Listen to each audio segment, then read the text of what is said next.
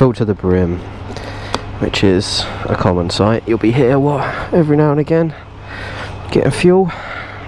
Right, it's gonna pay. Right, welcome back to the channel, guys. Today you join me to discuss the top 5 things I find annoying about the Aprilia V4 tuono factory.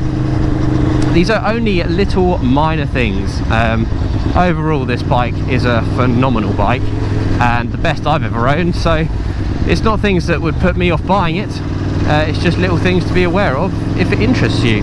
So if this video sounds interesting to you, then stick around after the intro and we'll get into it.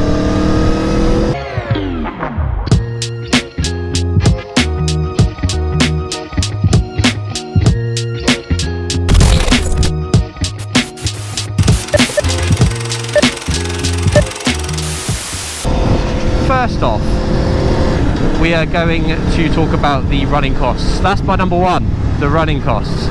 Running costs of a tuono are higher than a lot of bikes. I think the only sort of bikes which would best it, if you're talking about the average bike, I'm not talking about the H2s and the, you know, the mental things, but probably Ducati and maybe the BMWs, the higher spec BMWs. They're probably the only things that really can sort of compare to it, but even BMW are pretty easy going when it comes to service costs. So yeah, Aprilia, the service, there's a few different things you have to pay for when you get an Aprilia. The most annoying by far is the 12,000, every 12,000 miles it needs a valve check, because, and I quote from the shop where I got this serviced last month, it's basically a race bike that's got a few road adaptations fitted to it, so it needs a bit of more care and general maintenance, which is fine. It's a highly tuned V4 engine and it's going to need the valves doing every 12,000 miles, and if you've had that done on a motorcycle in your collection or a bike that you've owned in the past, you'll know that is not a cheap thing. That is going to set you back several £100s, if not into the thousands, so just bear that in mind. This thing also chugs through fucking tyres like you would not believe. Because of the torque on the V4, the tyres absolutely get destroyed, so it's not quite uncommon for you to munch through them. In addition to that, you have the fuel costs. Now, fuel costs on tuonos are not cheap. This thing, I think it does 30 to 35, at a push 40 miles per gallon, so you'll be lucky to get, luckily the tank is not too small. Coming from an MT10, that used to munch through fuel as well, but it had a smaller tank than the tuono, so I got less miles than I would out of this thing. But this thing will probably get you, I don't know, 120 miles or something in that area, depending on how you ride. So it's not the worst thing in the world, but yeah, you will be stopping at the fuel station fairly regularly and you won't be getting the best value for your mileage if you want one of these bikes. But it's a sacrifice that a lot of us make, and it's not a massive sacrifice to have bad running costs. You know, most nice things have bad fuel running costs, so it's just one of those things. Look at that, that is a sexy car. Don't know what that was, but it was cool. Old American muscle car. Well, not even American muscle, just a yank tank. Very cool. So yeah, the running costs, something to bear in mind. I went for I went for a service, which was a 6,000 mile service, and it cost me 300 quid. It annoys me because it's all the type of stuff that I can do myself, other than resetting the service light. So yeah, annoying. £300. You know, I could have probably spent about 60 on just a fuel and an oil filter. Anyhow, it is what it is. Just bear that in mind.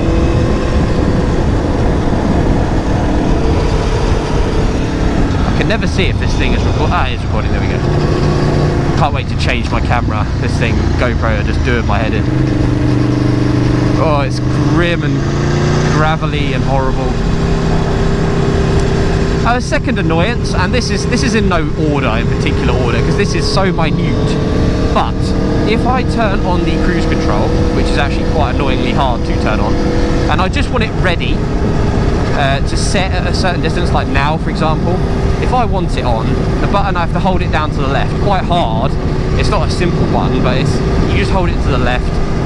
It needs a real hard push. It's quite annoying because I'm always trying to push it. It's like a little bit harder, a little bit harder. And then that thing just comes on and flashes in your face the whole time, and it's quite annoying to have a light just flashing when it's just something that's nothing's wrong and it's green. And if I hold it down, I'm going into a 30, so let's turn it on. To hold it down, you just do a slight press and then it's on and it stays green. The flashing light is kind of annoying, but yeah, I'd rather just it was yellow and then just went green when I'd activated the cruise control, because the flashing is just irritating. Never mind, it's a very minor thing. But we're behind a cruiser chopper. Let's see if I can sneak in. Yeah, he's got a very illegal number plate, but he doesn't care. His brothers will take care of the coppers. Brother. Number 3, and this is an argument as old as time, and I believe they've changed it with newer models, but a pre-2021 tuono doesn't have a fuel gauge. I haven't actually found it very annoying, to be honest. I thought I would, but I haven't found it any sort of burden at all. I have a good idea of what the range is, so as soon as I have been riding a while, I just take note. The fuel light will come on. I know I've got 30 miles or so to get somewhere. A bit of pre-planning, it's not the worst thing in the world, but it is an annoyance. So that'd be my third annoyance. If you're going to tour on this bike, you probably want to take with you a backup fuel can, or plan your ride a bit better so that you know you're not going to be in trouble for fuel when you're on tour. But yeah, like I say, that is a very minor thing. Both the last points are super minor. The fourth thing, number 4, is something that hasn't actually affected me, but I've seen it on my friends' bikes, and also a lot of people complaining about it online. And that is the whole neutral scenario. So I've seen my mate just clicking through gears when we've been stopped at traffic lights, and I'm like, what are you doing? Shout out to you, Glenn. And he's trying to find neutral. It's really hard to find, apparently. So the bike is actually quite hard to get into neutral sometimes. Mine hasn't been affected by this. I don't know if it's because my clutch lever is so far just out. When I first bought the bike, I put the clutch lever a bit in. I adjusted this so it was in more, just to suit my hand. And it definitely made it slightly harder to put it into neutral. And I believe that is a common thing amongst all Aprilias. So the dealership I went to actually advised me to put the clutch at maximum to prevent it, which is kind of a bit of a flaw. So it's a bit annoying, and it's something that could easily be avoided from the factory. And this is across all of the tuonos. They all have that, even the newer ones. So that's another thing to bear in mind. It's quite annoying. They also don't like it. This is why it's annoying. It's because the gearbox likes to be used like a race bike. So if you're going to use the quick shifter, you need to use it when you're on it. If you don't use it when you're not on it, and you're just commuting around at 30 miles an hour like this, and I bang it down using the quick shifter, the gearbox doesn't like it. It's just not a fan of it, and you'll wear your gearbox early.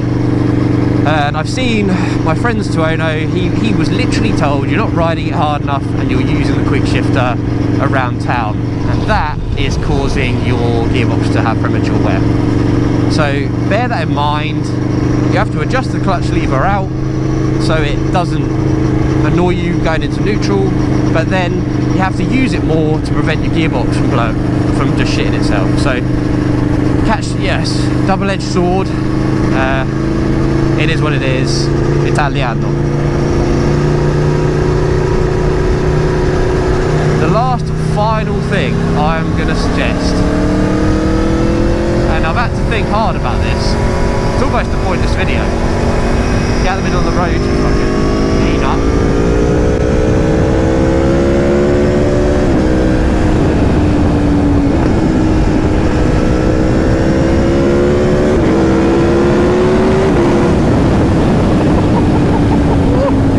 It's slippery. It is slippery today. I've put my traction control to max today because it's like the day after it's just lashed down with a storm. That's right, mate, don't worry about cutting the corner. Fucking absolute donkey. Yeah, anyway, the last point I wanted to make. Look at that. Do you see that? I need to turn it down a little bit, maybe. That's a bit, 8 might be a bit high.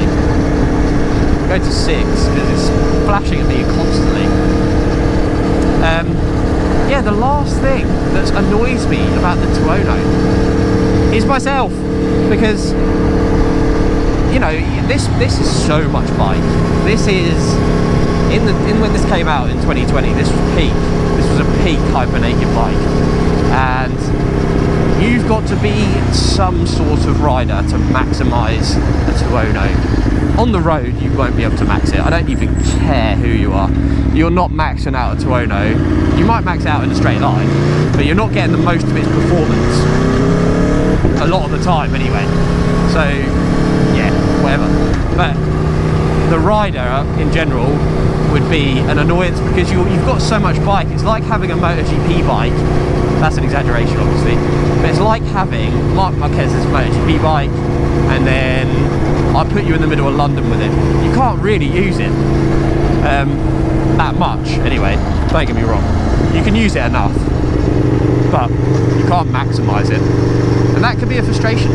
So sometimes the best fun we have, and I bet you if you had a little 125, if you had a 125 like me, I had an Aprilia RS 125 two-stroke, 1998 I think it was. I had so much fun on that bike. It was absolutely some of the best memories. Even my little 50 that I had. And that's because you're constantly ragging it everywhere. You're trying to keep up with a car that's doing like 80 and you're aero, and it's just fun. Like, it is fun. So yeah, I'm a long-term fan of two-strokes, little CC two-strokes, and I hopefully one day will get one. But yeah, that's about it really, guys. I didn't want to, you know, drone on about the 20. There's not really much wrong with the thing, so it makes it quite difficult.